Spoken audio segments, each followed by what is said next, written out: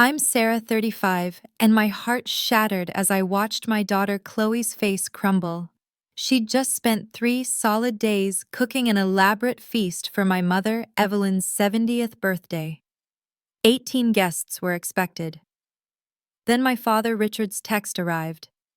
"We've decided to celebrate at the Sterling Club instead. It's adults only. Sorry for the late notice." Something inside me broke. After years of their disappointments, I wanted to explode. But I didn't. Instead, I made a decision that changed everything. My relationship with my parents, Evelyn and Richard, has always been complicated. My mother came from old money, the kind of blue blood family that had their name on university buildings. Her entire identity revolved around social climbing and maintaining the right appearances. She obsessively tracked which charity boards she served on and which country clubs had the right membership. Every vacation achievement and milestone in our family was carefully curated to project an image of perfection. My father Richard built his wealth through a commercial real estate empire. He started with one small property development in his 20s and expanded to shopping centers across 3 states. His success was impressive, but it came with an obsession about appearances that matched my mother's. Their world centered around impressing others, their friends, business associates, even strangers. Their validation came externally, and they raised me to follow that pattern. Growing up, their love felt conditional. When I brought home straight A's, won tennis tournaments, or dated the son of my father's business partner, they beamed with pride.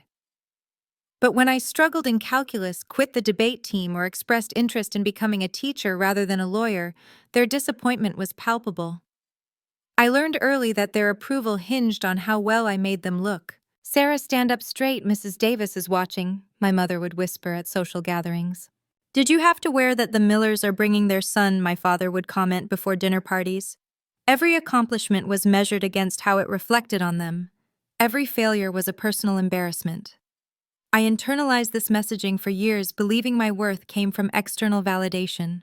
When I was 28, my carefully constructed life imploded. My marriage to Mark, a successful investment banker my parents adored, ended after 4 years. The divorce was amicable but devastating, especially when I discovered I was 2 months pregnant just as the papers were being finalized. My parents' reaction was predictable. My mother cried about what people would say.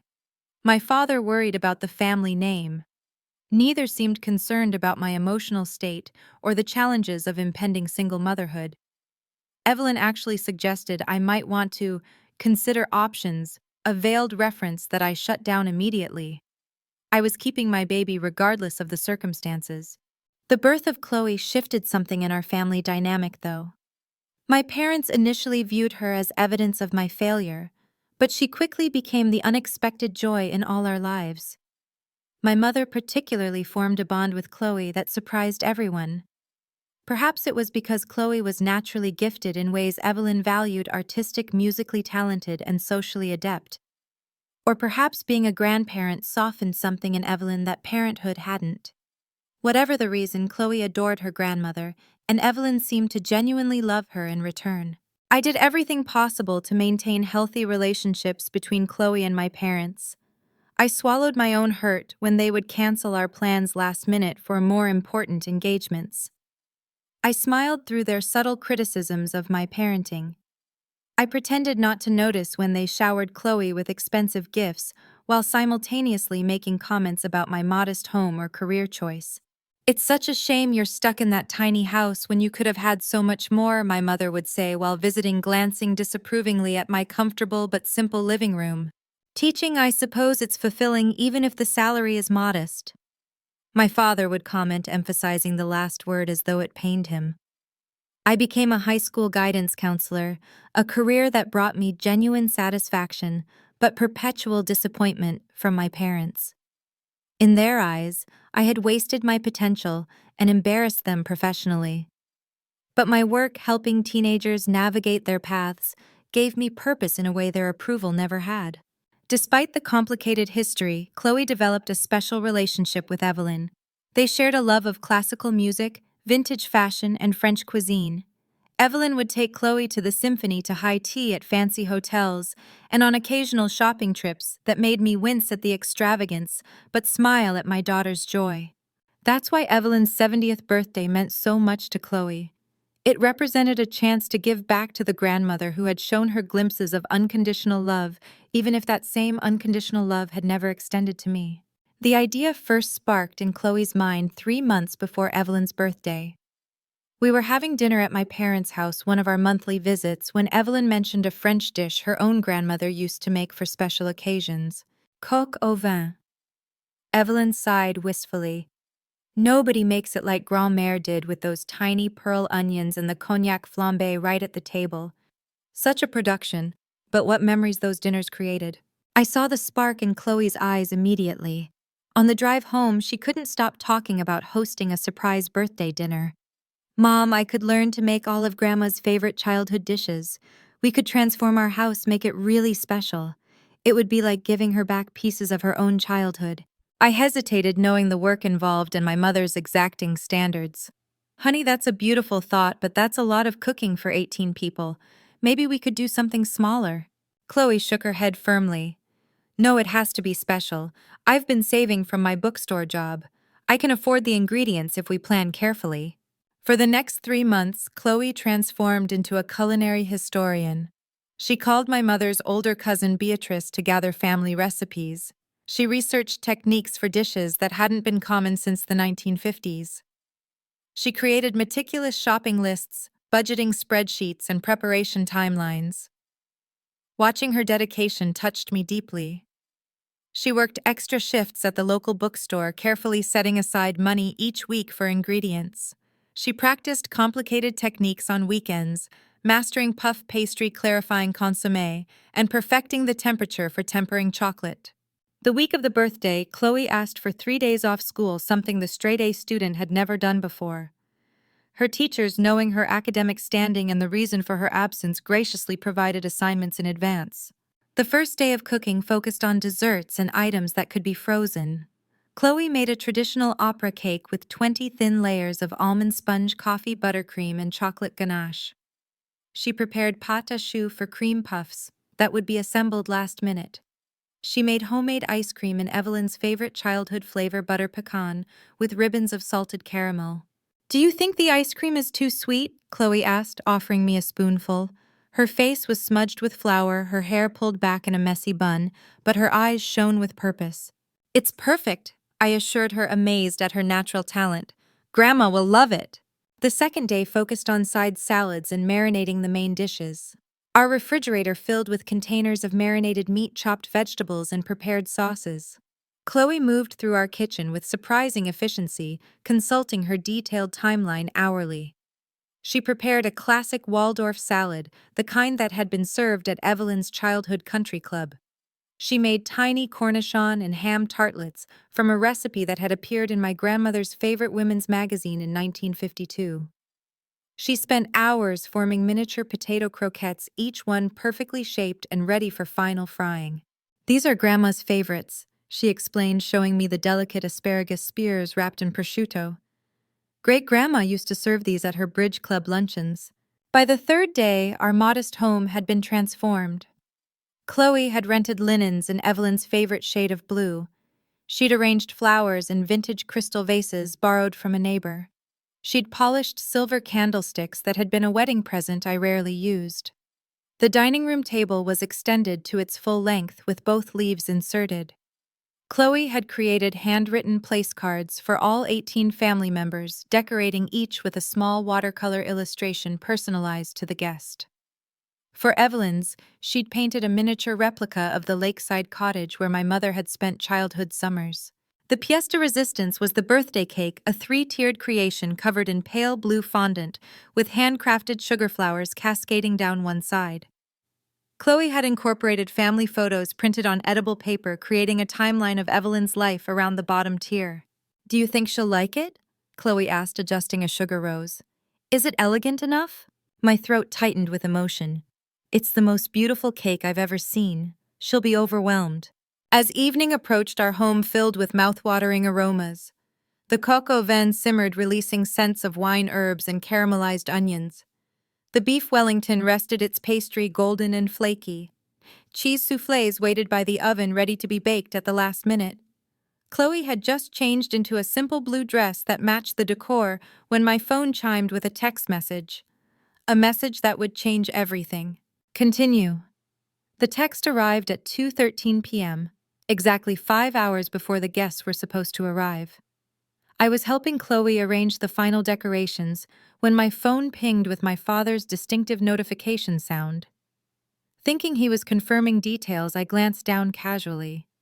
The message read, "We've decided to celebrate at the Sterling Club instead. It's adults only. Sorry for the late notice." I stared at the screen, certain I had misunderstood. I read it again and again. The words remained unchanged, their meaning undeniable. My parents had unilaterally changed plans for Evelyn's birthday, without consulting us, without consideration for Chloe's monumental effort, and with barely an apology for the late notice. A follow-up text appeared. "You're welcome to join us at 8. Table for 20 at the Sterling Club. Black tie preferred." My hands shook as I tried to process what was happening. The Sterling Club was the most exclusive restaurant in town, the kind with a 6-month waiting list and entrees that cost more than a day's salary for me. Black tie preferred meant my father expected tuxedos and evening gowns, and adults only meant Chloe, the person who had poured her heart into the celebration, wasn't welcome. I immediately called my father, but the call went straight to voicemail. I tried my mother with the same result. With growing dread, I opened social media and discovered posts from 2 days earlier, my cousin Abigail sharing excitement about the elegant birthday soiree at the Sterling Club, my Aunt Diane asking about appropriate gifts for a sophisticated evening out. They had planned this days ago. Everyone knew except us. I pieced together what had happened through scattered comments and responses. Evelyn's wealthy friend Penelope had suggested the Sterling Club after learning about our quaint home dinner. She had connections with the owner and could secure the exclusive private dining room despite the waiting list. My mother, unable to resist the allure of celebrating at the most prestigious venue in town rather than her daughter's modest home, had eagerly accepted. The realization hit me like a physical blow. Once again, image and social status mattered more to my parents than genuine connection or consideration. The fact that it was at Chloe's expense made it unbearable. I stood in our beautifully decorated dining room, surrounded by evidence of my daughter's love and labor, and felt a familiar anger rising, an anger I had suppressed countless times throughout my life. But this time it wasn't about me. It was about Chloe, and that made it infinitely worse. In that moment, I had to decide how to break the news to my daughter, who was in the kitchen putting the final touches on the birthday cake. I could hear her humming softly, completely unaware that her efforts were about to be rendered meaningless. I took a deep breath and walked into the kitchen. Chloe looked up with a smile that quickly faded when she saw my expression. "Mom, what's wrong?" I showed her the text. I couldn't bring myself to soften the blow with platitudes or excuses. She deserved the unvarnished truth, even though it would hurt. Chloe read the message once, twice, 3 times, just as I had. Her expression didn't crumble dramatically. There were no immediate tears or outbursts. Instead, something more heartbreaking happened. I watched as a quiet devastation washed over her features, followed by a resigned understanding that seemed far too mature for her 17 years. "Oh," she said softly, "I see." That simple response broke me more than any tears could have because I recognized it. It was the same quiet acceptance I had perfected over decades of similar disappointments. The realization that my daughter had already learned to expect such treatment made my stomach churn. They must have had their reasons," Chloe said, her voice small but determined to be understanding. She carefully set down the piping bag she'd been using on the cake. "Maybe Grandma preferred a restaurant. Maybe—" "No," I interrupted firmly. "There's no excuse for this, honey. Not for the last-minute notice, not for excluding you, not for any of it." Chloe nodded, but I could see she was struggling to process the rejection. Her eyes swept across the kitchen at the magnificent cake she'd spent hours decorating, at the containers of food prepared with such care, at the handwritten menu cards stacked neatly on the counter. "What did I do wrong?" she asked quietly. And the question pierced straight through my heart, because it was the exact question I had asked myself countless times throughout my childhood when faced with my parents' conditional approval. It was the internalized belief that if only I had been better, smarter, more accomplished, more socially adept, then perhaps I would have been worthy of their unconditional love. In that moment, watching history repeat itself with my daughter, something fundamental shifted inside me. The protective instinct that surged through me wasn't just about this specific incident. It was about breaking a generational pattern of emotional manipulation and conditional love. "You did absolutely nothing wrong," I said, taking her hands in mine. "Nothing. This isn't about you or anything you did or didn't do. This is about them and their priorities." Chloe nodded again, but I could see she didn't fully believe me. She glanced at the cake, Evelyn's face smiling from one of the edible photographs, and for a brief moment, her composure cracked. "I just wanted to make her happy," she whispered, a single tear sliding down her cheek. That single quiet tear was my breaking point. I had spent my entire life accommodating my parents' behavior, making excuses for their actions, protecting Chloe from the full impact of their conditional love. But standing in our kitchen, surrounded by evidence of my daughter's extraordinary effort and genuine love, I knew something had to change. I couldn't control my parents' actions, but I could control how we responded to them. And I refused to let this moment become another scar on Chloe's heart. My first instinct was to call my parents back and unleash decades of suppressed frustration, to demand they acknowledge the hurt they'd caused, to insist they change their plans and honor Chloe's efforts.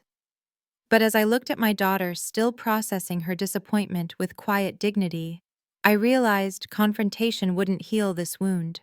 It might satisfy my anger temporarily, but it wouldn't address the deeper issue.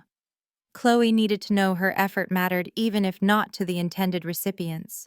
I took a deep breath and made a decision that prioritized healing over confrontation. "Chloe," I said gently, "let's sit down for a minute." We sat at our kitchen island, surrounded by the fruits of her labor, the exquisite food, the beautiful decorations, the love poured into every detail. "I'm furious with your grandparents right now," I admitted, choosing honesty. "But I'm also incredibly proud of what you've accomplished here. This wasn't just about a party, it was about showing love through action, and that matters regardless of how others respond." Chloe nodded, wiping away the lone tear that had escaped. "I know, I really wanted Grandma to see everything. I understand. And I'm not going to pretend this doesn't hurt, because it does. It's okay to feel disappointed and upset. Those feelings are completely valid." We sat in silence for a moment, letting the reality of the situation settle around us. Then I asked the question that would redirect our evening. "So what do we do with all this amazing food you've prepared?" Chloe looked around, considering. "I guess we could freeze some of it, or, I said, an idea forming, we could still host a dinner, just for different guests."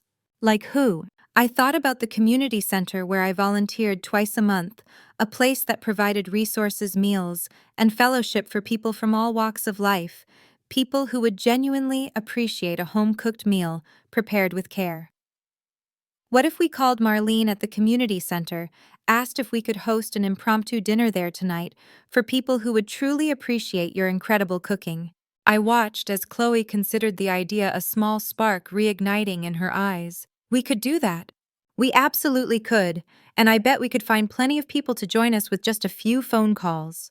Chloe glanced at the dining room set for 18 with our best china and the rented linens. "But what about all the decorations?" "We'll pack them up and take them with us. We'll transform the community center just like we did our dining room." For the first time since reading the text, Chloe's lips curved into a small smile. That could actually be really nice." I squeezed her hand. "It won't erase the hurt, honey. I won't pretend it will. But it might help us transform this disappointment into something meaningful." We sprang into action. I called Marlene, the community center director, explaining our situation and asking if we could use the space on short notice. "Sarah, are you kidding me?" Marlene responded enthusiastically. "We'd be honored. The center is open until 9 tonight anyway for the weekly senior social, but only about 10 people usually come. Having a special dinner would be incredible." Next, I reached out to friends and neighbors. My best friend Laura and her husband David immediately offered to help transport food and decorations. My colleague Karen promised to spread the word among the teachers at school. My neighbor Frank, a retired chef, volunteered to help serve and keep the hot dishes at perfect temperature. Within an hour, we had an overwhelming response. People weren't just willing to attend. They were eager to help, touched by Chloe's story and determined to make the evening special. As we packed containers of food into coolers and carefully boxed the elaborate cake, Chloe's spirits visibly lifted. Her movements became more purposeful, her expression more determined. "Mom," she said suddenly, looking up from wrapping the cream puffs, "could we invite the residents from Sunshine Meadows too? The ones who never get visitors." Sunshine Meadows was the assisted living facility where Chloe volunteered on weekends, reading to residents and helping with activity programs. Many of the residents rarely had family visits. "That's a beautiful idea," I said, feeling a surge of pride at my daughter's compassionate heart. "I'll call the activities director right now." While I made arrangements with Sunshine Meadows, Chloe called several of her favorite teachers. She hesitated before calling Ms. Albright, her culinary arts teacher, who had provided guidance on some of the more complex recipes. "I'm nervous to tell Ms. Albright," Chloe admitted. "She was so excited about me making all these traditional French dishes." "Honey, Ms. Albright will be impressed by your cooking regardless of who eats it. And I think she'll be even more impressed by how you're handling the situation." Chloe nodded and made the call. From her animated conversation and the relieved smile that followed, I could tell Ms. Albright had responded with the kindness and support that made her such a beloved teacher. As we worked, I noticed Chloe's transformation. The initial devastation had given way to purposeful action. She wasn't just going through the motions, she was genuinely excited about the new plan. She began suggesting modifications to make the dinner even more special for our new guests. "We should make sure everything is easily accessible for the seniors," she said, rearranging items in a cooler. "And maybe we could create little take-home packages of desserts for people to enjoy later." In the midst of packing, Laura and David arrived to help. As we loaded their SUV with decorations and table settings, Laura pulled me aside. "How are you doing with all this?" she asked quietly. "I know how much effort you both put into this." I glanced at Chloe, who was carefully explaining to David how to transport the three-tiered cake. "I'm angry at my parents," I admitted, "but watching Chloe transform her disappointment into something beautiful, I am just incredibly proud of her." Laura squeezed my arm. "She learned that resilience from you, you know." Her words caught me off guard. Had I modeled resilience or had I modeled tolerance of poor treatment, the distinction suddenly seemed crucially important. By 6:00, the time the original guests should have been arriving at our home, we were instead setting up at the community center. Volunteers had helped transport everything, and the transformation was remarkable. The center's simple, multi-purpose room now featured elegant table settings, floral arrangements, and soft lighting from the candles Chloe had carefully selected. As we put the finishing touches on the space, I watched my daughter direct volunteers with confidence and grace. When the first Sunshine Meadows residents began to arrive, I saw Chloe straighten her shoulders and smile a genuine smile that reached her eyes. In that moment, I realized we weren't just salvaging a ruined evening. We were creating something far more meaningful than the original plan could ever have been. The community center transformed from a utilitarian space into something magical in record time. The folding tables were covered with the blue linens Chloe had rented.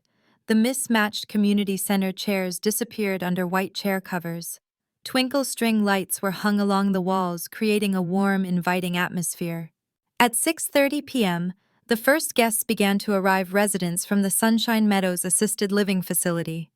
Most were in their 80s and 90s, some using walkers or wheelchairs, all dressed in their finest clothes for what they'd been told was a special surprise dinner. Mr. Peterson, an 85-year-old veteran with no remaining family, arrived wearing a suit that hung loosely on his thin frame, a faded boutonniere pinned to his lapel. "Young lady," he said to Chloe as she greeted him, "I haven't worn this suit since my grandson's wedding 5 years ago, but they said a beautiful girl had prepared a fancy dinner, so I had to dress appropriately." Chloe's face flushed with pleasure as she escorted him to a seat at the head table. "I'm so glad you wore it, Mr. Peterson. You look very handsome. Next came the Johnson family, a young couple with 3 children who had been going through significant financial hardship after Mr. Johnson lost his job. Mrs. Johnson had tears in her eyes as she took in the elegant setting. "We haven't been able to eat out in months," she whispered to me. "The children are so excited. They've been practicing their restaurant manners all afternoon." Ms. Albright, Chloe's culinary arts teacher, arrived with her elderly mother. She immediately sought out Chloe, enveloping her in a warm hug. "I'm so proud of you," I overheard her say. "Not just for the cooking, but for your gracious spirit. That's the true mark of a chef: adaptability and generosity." By 7:00 p.m., the room was filled with an eclectic mix of people: seniors from Sunshine Meadows, regular attendees of the community center's programs, teachers from Chloe's school, neighbors, friends, and even a few of my counseling students who wanted to support us. What struck me most was the genuine atmosphere. Unlike the carefully orchestrated social events my parents preferred, where conversations were strategic and appearances paramount, this gathering buzzed with authentic connection. People who might never have met were chatting like old friends. Age, socioeconomic status, and background melted away in the warmth of shared humanity. When all 43 guests had arrived, far more than the original 18, Chloe stood nervously to welcome everyone. "Thank you all for coming on such short notice." She began, her voice initially shaky, but growing stronger. "This dinner was originally planned for my grandmother's 70th birthday, but plans changed unexpectedly. Instead, I'm honored to share it with all of you." The sincerity in her voice touched everyone. There was no need to explain further. Most already knew the backstory through the rapid community grapevine. "Everything you'll eat tonight has a story behind it," Chloe continued. "These are dishes from my grandmother's childhood recipes that have been in our family for generations. I hope you enjoy them as much as I enjoyed preparing them for you." As the serving began, with Chloe's friends from school volunteering as servers, I watched nervously for people's reactions to the sophisticated menu. Would the coq au vin be too exotic? Would the delicate asparagus spears wrapped in prosciutto seem too pretentious? My concerns dissolved as I witnessed the genuine appreciation on every face. Mr. Peterson closed his eyes in bliss after tasting the beef Wellington. "Young lady," he called out to Chloe, "I haven't had food this good since Paris in 1960, and I dare say yours might be better." The Johnson children, initially intimidated by the formal place settings, were now exclaiming with delight over the tiny cheese soufflés. "It's like eating a cloud," the youngest exclaimed. Mrs. Garcia, an elderly woman from the community center's English language program, approached Chloe with tears in her eyes. "In my country, before I came to America, my mother made special meals like this. You have given me back a memory I thought was lost." Throughout the evening, people kept approaching Chloe with compliments, questions about recipes, and expressions of gratitude. I watched as my daughter blossomed under their genuine appreciation. There was no pretense here, no social obligation driving their praise, just honest enjoyment and gratitude. When it came time for dessert, Chloe hesitated briefly before bringing out the elaborately decorated birthday cake. She had removed the Happy 70th Birthday Evelyn inscription, but kept the timeline of photos, now a conversation piece rather than a personalized tribute. "This was meant to be a birthday cake," she explained as people admired the craftsmanship, "but I think it works perfectly as a celebration of community." Mr. Peterson, who had become something of an honored guest at the head table, stood shakily with his water glass raised. "I'd like to propose a toast," he announced, his voice wavering but clear. "To Chloe, who turned disappointment into a gift for all of us, and to community, the family we choose." "To community," everyone echoed, raising their glasses. As people enjoyed the magnificent cake and other desserts, someone connected a phone to the center's speaker system, playing gentle jazz standards, the kind of music that appealed to all generations present. Mr. Henderson, a spry 92-year-old from Sunshine Meadows, asked Ms. Albright to dance, and soon a small dance floor had formed in the corner. The Johnson children organized a game of musical chairs for the younger attendees, while some of the seniors taught Chloe's school friends how to play bridge at one of the tables. The barriers that typically separate people, age, background, circumstance, seemed to dissolve as the evening progressed. I found myself sitting with Laura watching Chloe move through the room, checking that everyone had enough food, engaging in conversations, and absolutely glowing with the joy of serving others. "Look at her," Laura said softly. "I don't think I've ever seen her this confident." "I know," I replied, feeling a complex mix of emotions. She's found something here that she wouldn't have experienced at the original dinner. As the evening extended well beyond the planned end time, no one seemed eager to leave. I noticed Chloe deep in conversation with Mr. Peterson. He appeared to be describing something with animated hand gestures, and she was taking notes on a napkin. Later, she explained excitedly, "Mr. Peterson was a chef in the army. He's teaching me his secret recipe for the perfect roux. He says it's been in his family for generations, but he has no one to pass it on to." That moment crystallized the unexpected gift of the evening, new connections that would never have formed otherwise. Chloe wasn't just serving food, she was collecting stories, forming relationships, and experiencing the genuine appreciation her efforts deserved. By the time we started packing up at nearly 10:00, 3 hours later than planned, Chloe was exhausted but radiating happiness. As volunteers helped clean up, people kept approaching to thank her, to request recipes, to invite her to cook for other community events. The Johnson children had carefully packed take-home containers for everyone, Chloe's idea ensuring that the seniors from Sunshine Meadows would have another delicious meal the next day. As we loaded the last of our supplies into Laura's car, Chloe turned to me with eyes bright despite her exhaustion. "Mom," she said quietly, "I'm really glad things turned out this way." And in that moment I realized that while we couldn't control how others treated us, we had complete control over how we responded. My daughter had chosen generosity over bitterness, community over exclusivity, and authentic connection over social performance. In doing so, she taught me a lesson I'd been struggling to learn my entire life. The next morning, my phone exploded with notifications. People had posted photos and videos of the community dinner across social media, tagging Chloe and praising her culinary talents and generous spirit. Our local neighborhood page featured several posts about the amazing young chef and her heartwarming community feast. I scrolled through dozens of comments, smiling at the genuine appreciation people had expressed. Ms. Albright had posted a particularly touching tribute. "As a culinary arts teacher, I occasionally encounter students with exceptional talent. Rarely do I encounter students with exceptional character. Chloe possesses both in abundance. Last night she demonstrated grace under pressure, turning personal disappointment into community joy. Her technical skills are impressive, but her heart is what will make her truly successful in life and in the culinary world." Chloe was still sleeping, exhausted from 3 days of cooking and the emotional roller coaster of the previous day, when my phone rang with my mother's distinctive ringtone.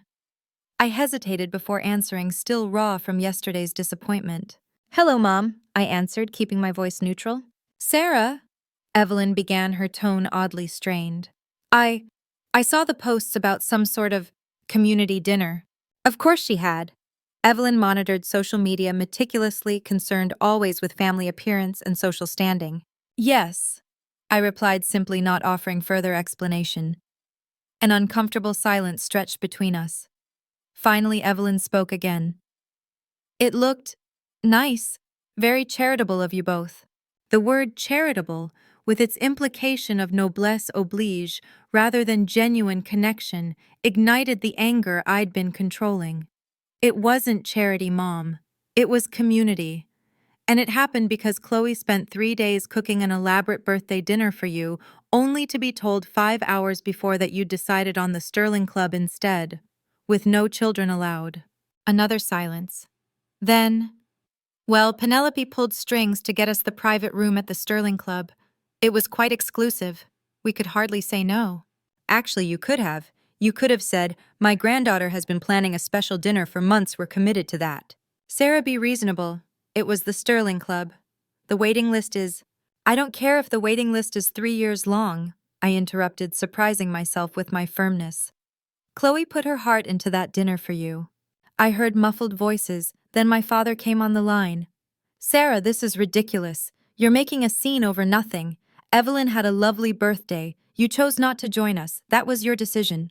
No, Dad. You excluded your only granddaughter from her grandmother's birthday celebration after she spent 3 days cooking a gourmet meal specifically designed around Mom's favorite childhood foods. That was your decision. Now see here. Richard's voice took on the authoritative tone he'd used throughout my childhood when I dared to challenge him. I don't appreciate you airing family business all over social media. It's embarrassing. Something snapped inside me.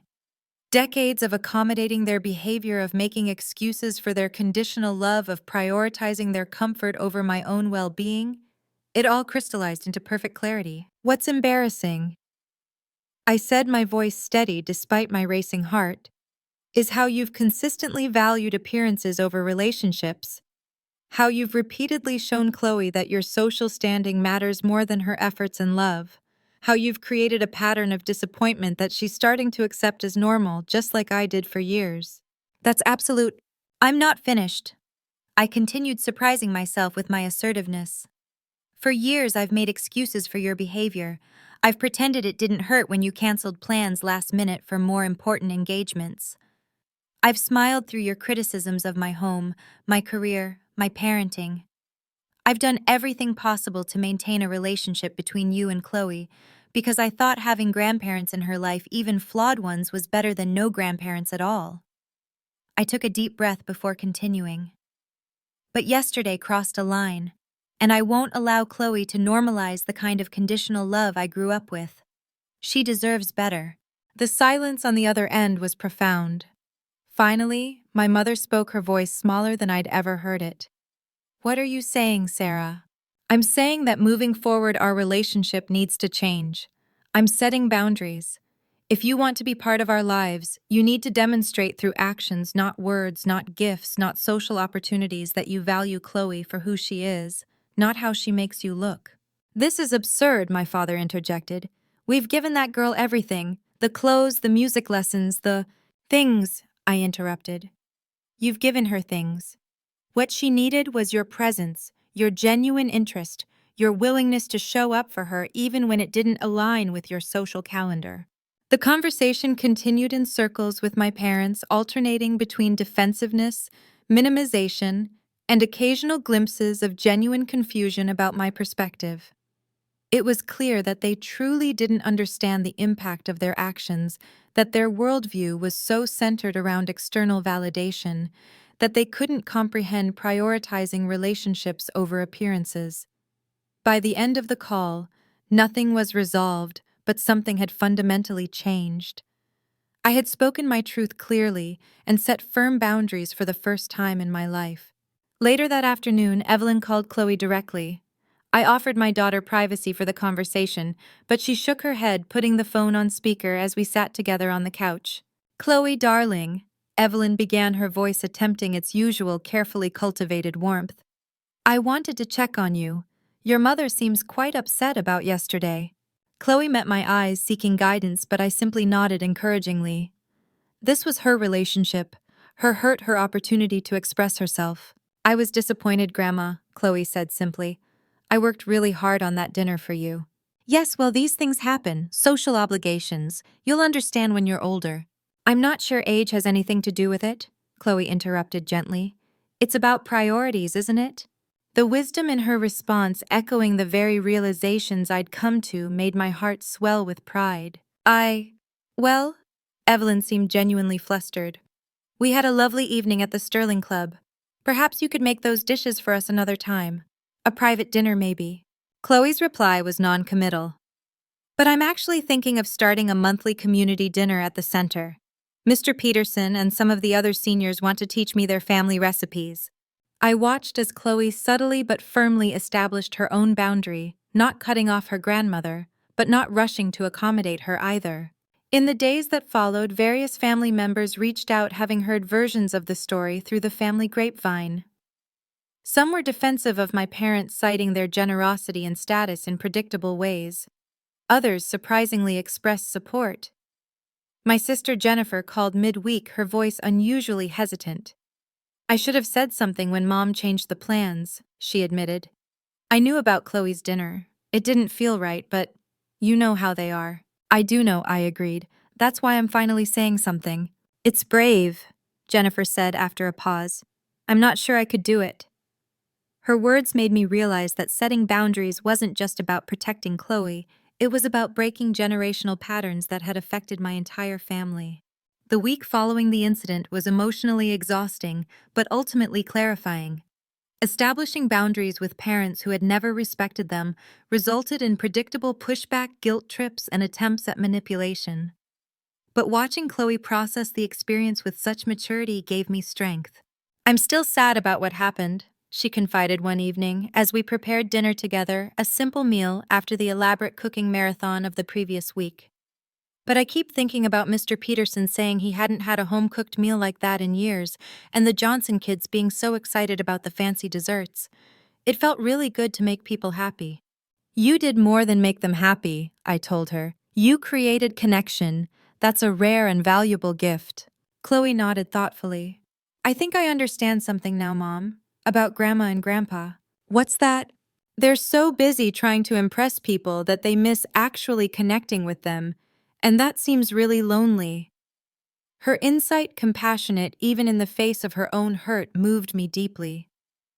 My daughter had grasped something that had taken me decades to understand, that my parents' behavior stemmed not from strength, but from insecurity, not from malice, but from a fundamental misunderstanding of what truly matters in life.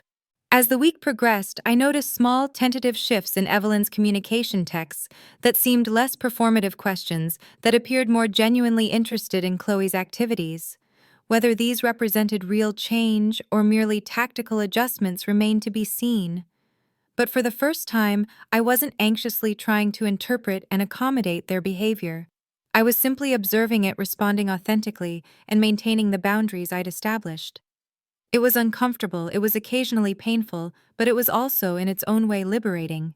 1 month after the birthday dinner incident, subtle but significant shifts had occurred in our family dynamics. Evelyn had begun making tentative efforts to repair her relationship with Chloe.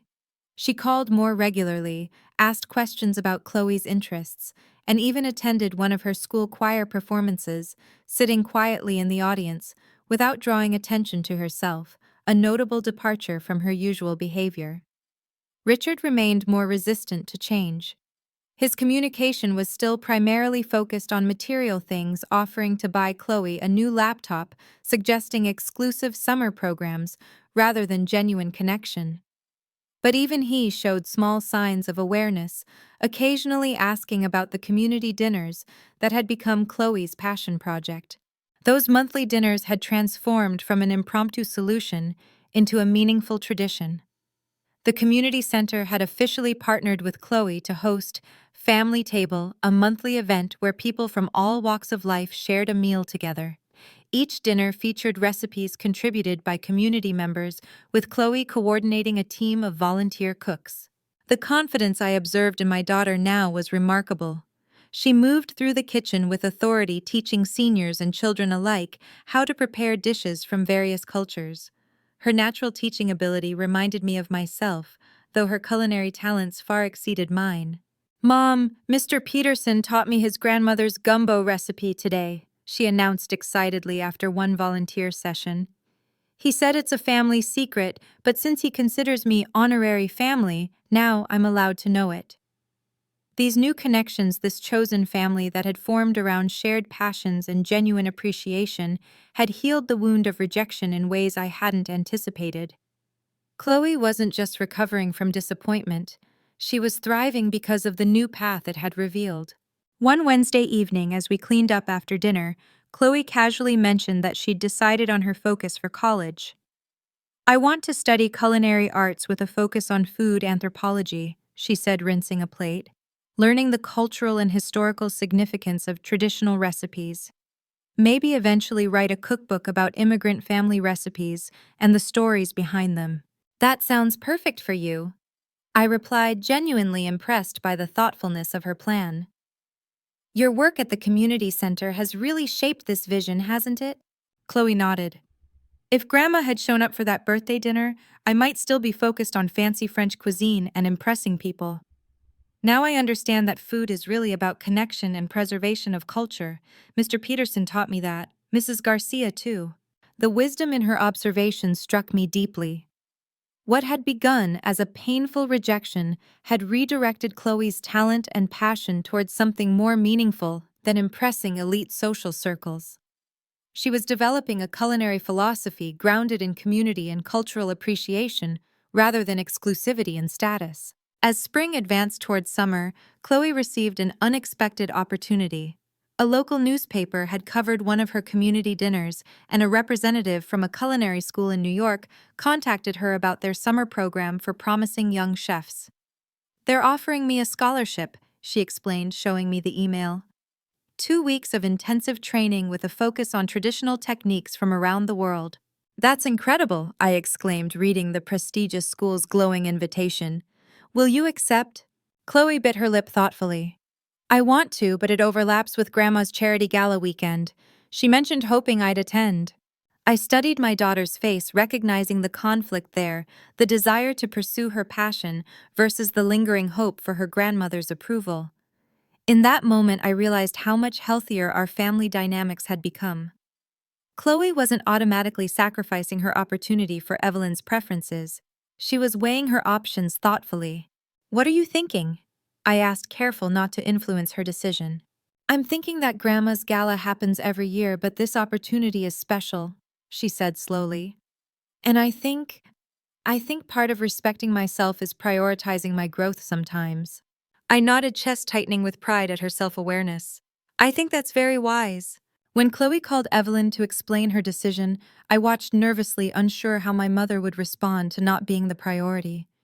To my surprise, Evelyn's reaction was measured. "Well, that sounds like a valuable opportunity," she said after a brief pause. "Perhaps we could have lunch before you leave for New York. I'd like to hear more about this program." It wasn't effusive support, but it was acceptance, a small but significant step toward a healthier relationship. As summer approached, our new normal continued to evolve. The boundaries I'd established created occasional tension, but ultimately more authentic interactions.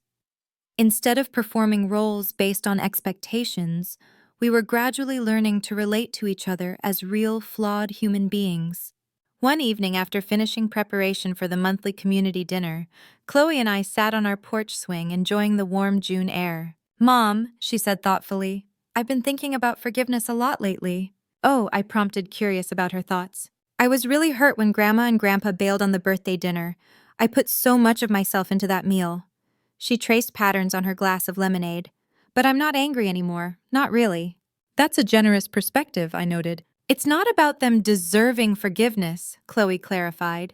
"It's about me not wanting to carry that hurt anymore, and realizing that they're limited by their own understanding of what matters." Her insight, so mature for her 17 years, moved me deeply. Chloe had grasped something that had taken me decades to understand, that forgiveness isn't about excusing harmful behavior, but about freeing oneself from the burden of resentment. "Besides," she continued with a small smile, "if they hadn't canceled, I might never have met Mr. Peterson or started the community dinners. Sometimes disappointments lead to unexpected gifts." As I reflected on the journey of the past few months, I realized that the painful incident had catalyzed growth for both of us. I had finally found the courage to establish healthy boundaries with my parents after decades of accommodation. Chloe had discovered a deeper purpose for her culinary talents and developed a resilience that would serve her throughout life. We couldn't control how others treated us, even those who should love us unconditionally. But we could control how we responded to disappointment. We could choose bitterness, or growth isolation, or community resentment, or creative transformation. The text that had initially shattered our plans had ultimately strengthened our spirits. The dinner, prepared with such care, had found its perfect recipients, even if they weren't the originally intended guests. And the love Chloe had poured into her cooking had returned to her multiplied from the genuine appreciation of people who valued her efforts without condition. As the summer sun set behind our modest home, I realized that this was the most valuable lesson I could have taught my daughter. A lesson in resilience. The most valuable lesson from this experience is that rejection is often redirection. When faced with a deep disappointment or the pain of being let down, our first instinct is often to focus on the hurt and the injustice. But the true power lies in the pivot. It's about asking yourself, what can this situation teach me? What new door might this closed one open? Chloe's story shows us that our greatest moments of growth often spring from our deepest wounds. Her worth wasn't diminished by her grandparents' rejection. Instead, the incident revealed a new path, where her talents were more deeply appreciated and could create far more good. The key is to not let someone else's inability to see your value define your own. You have the power to take the love, effort, and energy you were prepared to give one person and gift it to those who will truly see and cherish it, including yourself. If you've ever had to transform a major disappointment into something beautiful, I would love to hear your story in the comments below. How did you handle a situation where your best laid plans fell through or someone let you down? What unexpected gifts came from that experience? Don't forget to like this video. If Chloe's journey resonated with you, subscribe for more stories about resilience and finding strength in adversity, and share this with someone who might need a reminder that sometimes the universe has a better plan for us than the one we had for ourselves. Thank you for being part of our community, and remember, the most meaningful connections often come when we open our hearts to unexpected possibilities.